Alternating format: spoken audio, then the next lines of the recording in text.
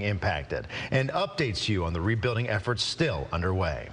Some parents in North Georgia are dealing with unimaginable heartbreak, now using their pain to warn other families. The Shirleys, they lost their 2-month-old daughter to RSV. They spoke exclusively with Atlanta News First Carly Barnett. And Carly, you join us outside of Children's Healthcare of Atlanta tonight. What a terrible story.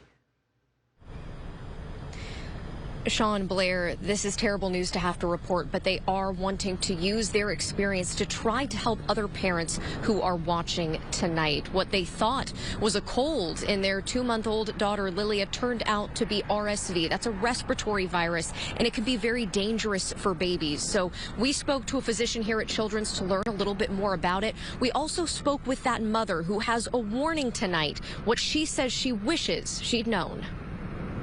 It's still hard, especially at night when you're, expecting that cry. Taylor and Casey Shirley are coping with what no parent should have to face. She was just the love of our life. On January 2nd, 2024, their daughter Lilia passed away at only 2 months old. She had some sniffles, and we're like, okay, maybe it's just, common cold.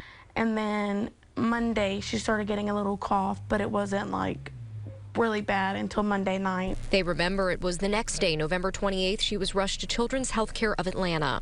And they ended up putting her on a vent that same day. Diagnosed with respiratory syncytial virus, RSV. Several months ago, we had peak numbers, volumes of RSV infection here in Atlanta and in Georgia. Dr. Jim Fortenberry is Chief Medical Officer at Children's. Most infants and children who develop RSV infection are ill but do well at home with symptomatic treatment. It's really important to recognize, though, that RSV can become a very serious illness. He says to consult your pediatrician right away if your child has trouble breathing, is wheezing, or has difficulties taking in fluids. You still got a chance to make a difference, and that's what we're going to do. We're going to make a difference where families maybe don't have to go through the same thing we're going through. The Shirleys say they want to share advice for other parents and family members. Set boundaries and stay to those boundaries. If I could go back and say I would change something, it would be letting everybody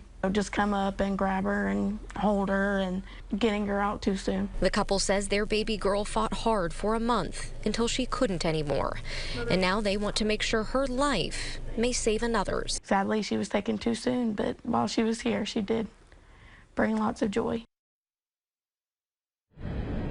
Dr. Fortenberry says there are some preventative measures you can take. There is a vaccine available to pregnant mothers at 32 to 36 weeks gestation. There's also a monoclonal antibody treatment that was just approved last summer called Befordis. That can be given to infants or young children. Now, the good news here tonight at Children's, those RSV cases, they say are coming down, but what doctors say they're seeing now is an influx of young flu patients. They want to remind parents tonight that it is not too late in the season for your child to get a flu shot.